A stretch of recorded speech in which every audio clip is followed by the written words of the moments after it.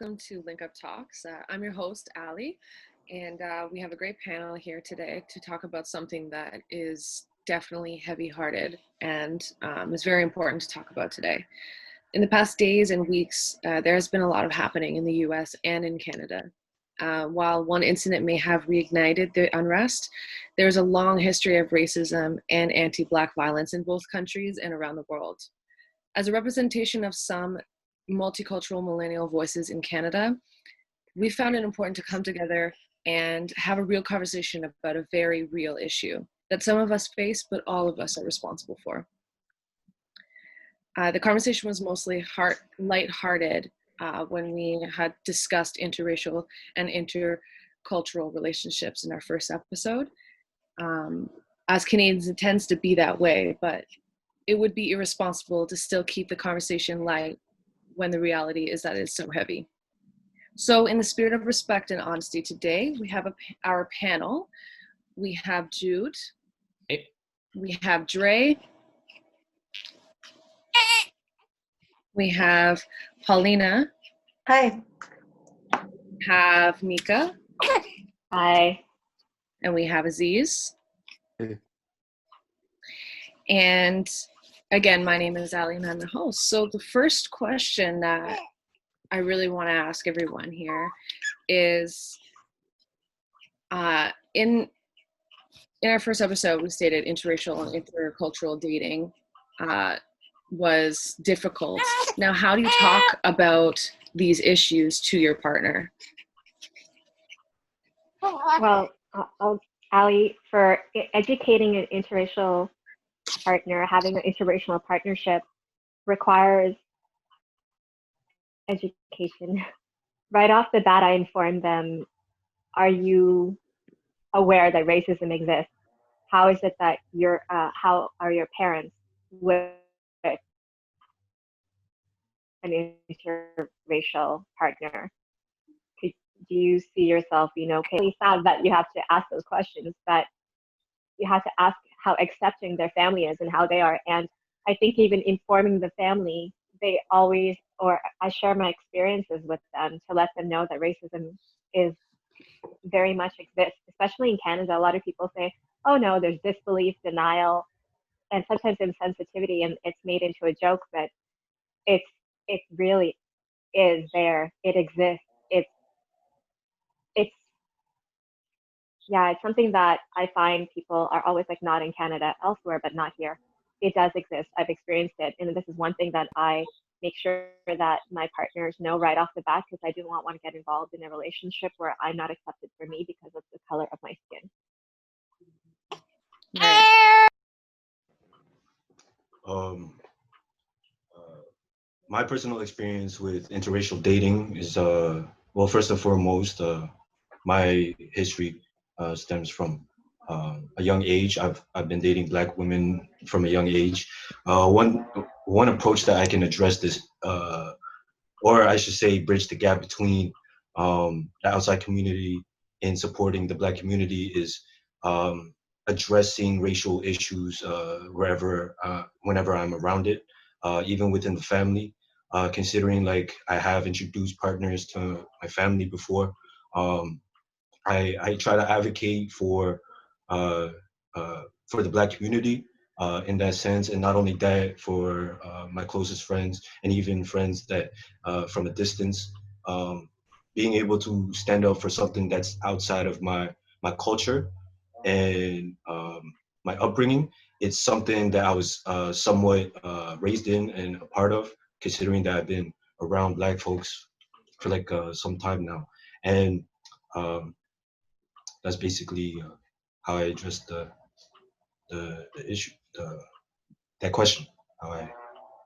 So with all of this being said, we do have a march here set for Friday, tomorrow or today. And what are your expectations for the march, and what do you hope is going to be accomplished? Personally, when it comes to the march, I do wish that it remains a silent protest and that the point gets across like that. If things do degenerate, I want it I want people to understand where the hurt is coming from and why the outcome is that. But I also want it to be a wake-up call for Canadians to understand that their country, their history is also built on marginalized groups. And they need to recognize that this is an issue that they have as well. And they need to understand and realize that they have a history, especially when it comes to Indigenous groups, with the schools, reserves, etc. And I want it to be a wake-up call for them to understand that it is not just an issue in the US, it's an issue in Canada as well. And it affects every single person that is not quote unquote white. Right. And oh, sorry, go ahead. I just want to touch upon what Jude said when he said there is systemic racism in Canada, because we have a bad history of just, hiding stuff under the carpet. You look at the residential schools, Japanese internment camps, even the Indian Act as well. It's not exactly Canada's proudest moments in history. No, man, last residential school closed in 1996. And all they got was an apology. That's all they got, an apology. We need to wake up. They need to wake up. And I wish that is the message that goes tomorrow as well. 100%. And does anyone else want anything to say on that? What they expect to accomplish tomorrow, whether you're going or whether you can't make it? Obviously, these times are difficult because of COVID, puts a lot of people at risk, and I think there would be a bigger show out if that wasn't the case. But anyone else want to speak on what they expect for to accomplish with this march? Yeah, for sure. For me, it's like, I really believe that we've tried this before, and I hope this is awakening people to know that even after the prosecution of the case with George Floyd, that it still continues. This is a continuous, I don't want to use the word fight, but it's a continuous issue that cannot just be swept under the rug. It has to continue. Equality has, and freedom for all people, regardless of skin color, but specifically that's the targeting African Americans and Black people, and we have to change that. And we can't sweep it under the rug. We can't be in denial. We can't say, okay, this is going to happen, and then we just have this protest and have the protest, and then after a while it fizzles down and it's swept under the rug, as you said. We need to continuously, once you see, you cannot unsee this. We need to stand up, and we need to be a collective unit and say no more. And it's really important. And I hope this protest awakens people's eyes to know this is something that actually exists, and it's continuous, and it shall continue to keep on going. I don't want it to just be like a one-time thing and then just drop off. Okay, I'm just gonna make it quick. I just want to say, like, I'm going to the protest tomorrow. I just want to say, like, hopefully our message is finally clear. Because when you look in the past, when you look at the past protests, like in our generation, people will protest, and then all of a sudden it'll die down. The message will die down. And things go back to normal, Right, I just want our message to be sent, like, to be heard. I just want us to be heard. I just want our voice to be heard, if that makes sense. 100%. To briefly add on to that, I back that up 100%. I told my friend today that she asked me when's a good time to post, like, just regular posts or posts about myself, and I'm like, listen, whenever the time you deem fit to post for yourself, that's fine. But this is an ongoing fight. This is not a hashtag that's only going to be trending for like months at a time or just a few months or a few weeks. But this is an ongoing fight that the Black community has been fighting. So all the support that they can get out of tomorrow, and even all the protests that's been happening all over Canada and the States, I hope that it comes across that we need to bridge the gap between to neutralize the whole to neutralize racism in total, and seeing how many people that the Black community has, how many outsiders that the Black community has, supporters, in terms of supporters, how many supporters there are, because of the culture, and it's not. So we're just going to move forwards here, but thank you so much for expressing everything that you, obviously this is heavy, so there's lots of things in our minds, lots of things going on, and there's lots of things to say. So we're going to do our best to try to say as much as we can in the time that we have. What do you think people in your community can do to be better informed on issues of race, anti-Blackness, policing in their community and around the world? Yeah, I would maybe like to speak up a little bit on the subject, et je vais parler en français parce que je vais parler surtout aussi du côté du Québec où on nie souvent le fait qu'il y a du racisme, du profilage racial, et c'est pas vrai. En fait, il y en a pas mal beaucoup. Nous avons dévoilé récemment un problème de maltraitance au Québec chez les personnes âgées. N'est-ce pas? Donc, le gouvernement, qu'est-ce qu'il a fait? Il a financé l'éducation pour 10 000 personnes pour devenir préposés aux bénéficiaires. Good. Mais qu'est-ce qu'on fait avec le profilage racial? Qu'est-ce qu'on fait avec le racisme et les commentaires ironiques et racistes de monsieur, madame, tout le monde, entremêlés avec l'arrogance policière? Donc, moi, ce que je propose au gouvernement concrètement de faire, c'est d'investir dans une somme pour financer les études des jeunes et moins jeunes personnes noires dans la société afin qu'elles puissent l'intégrer en tant que travailleurs sociaux, en tant que policiers et en tant que personnes plus autoritaires et de gestion dans notre société. On en a besoin de plus en plus. Merci. To basically sum up what she just said, right now we're going to talk about Quebec because there is a very big problem when it comes to racial profiling as well as power struggles in the province. We can't really have a government that denies the fact that there is racial profiling going on. That racism is systemic, it's in the system, and that they don't denounce or recognize the racism, the remarks, and the actions of Mr. and Mrs. Everybody. There is a racial issue when it comes to the society, and there is a power struggle when it comes with the authorities as well. The solution that we propose basically is to finance the education of young minorities and people that are less fortunate that can't really afford it, especially young Black people, so that they are more part of society and have a bigger platform to communicate their issues and have more influence on the society in itself. Thank you so much, Paulina, for speaking up about that. I know that hasn't really been spoke about at all in this situation. It's something that has to be brought to light as well.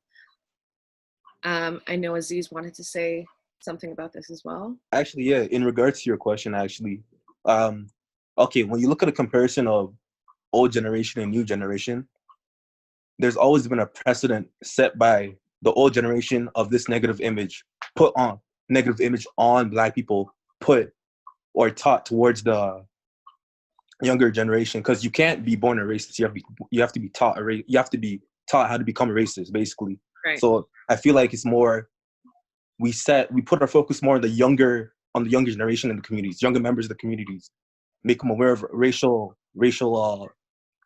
tensions and anti-Blackness. Exactly. Because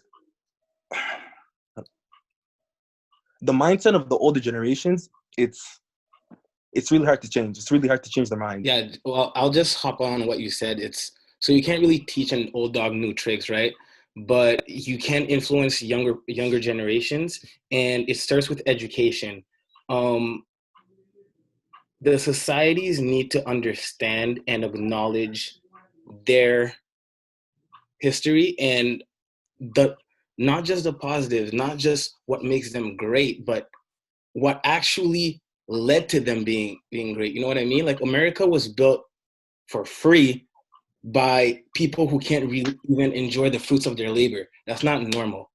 You know what I mean? Canadians put Indigenous groups in reserves and say, you're not paying taxes and that's your compensation. It's not. Okay, go walk in a reserve, you wouldn't want to live there. You need to acknowledge that this is what your history is built on, and you need to educate your children on the brutality of that history. Don't hide from it. Don't change the narrative. This is how it is. This is what happened, and we need to change and grow from that. And it starts with education. Right, I definitely agree with that. I want to just take this time to thank everybody part of the panel for speaking about this. It's definitely very personal, and a lot of us are very much hurt by this. I hope everybody is. But there is going to be change, and that's what we're trying to do today by bringing us together, bringing other races, other cultures together to be able to talk about this and all fight for the right thing, for justice, and to hopefully get change from this. I want to also make sure that everyone knows all the information that they need to do if they are going to the protest tomorrow. So the protest is tomorrow or today at 3 p.m. at Parliament Hill in Ottawa. Make sure to bring as many people as possible, wear a mask, and be safe. And I just want to touch on that very quickly before we say goodbye here. It's really important to educate everybody on this issue. Me being mixed, having a white family and a black family, I'm constantly trying to educate my white side to understand this issue. Although they have been on this earth longer than I have, it is still misunderstood. It is still confusion on their end, and it's my job to make sure that I'm constantly educating them and letting them know how serious and how many people are affected by this.